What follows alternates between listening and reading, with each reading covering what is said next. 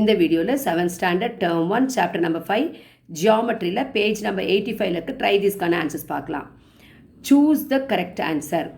Question number 1, a straight angle measures.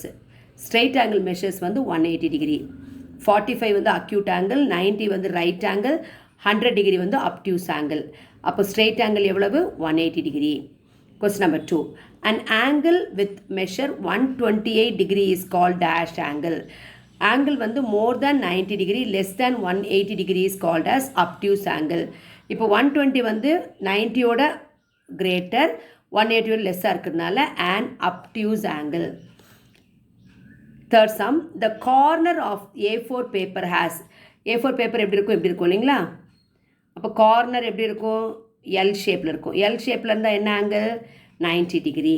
The corner of the A4 paper has a right angle. Fourth sum, if a perpendicular line is bisecting the given line, you would have two. இப்போ perpendicular line அப்படின்னு சொல்லும்போது இதுதான் perpendicular line. இது வந்து ஒரு லைனுக்கு perpendicular வரணும் இதுதான். ஸோ இங்கே என்ன ஆங்கிள் மேக் பண்ணுது அப்படின்னு சொன்னால் ரெண்டுமே வந்து இது வந்து 180 டிகிரி ஸ்ட்ரெயிட் லைன் ஆகிடும். அப்புறம் இது ரெண்டு எவ்வளவு? 90 டிகிரி 90 டிகிரி.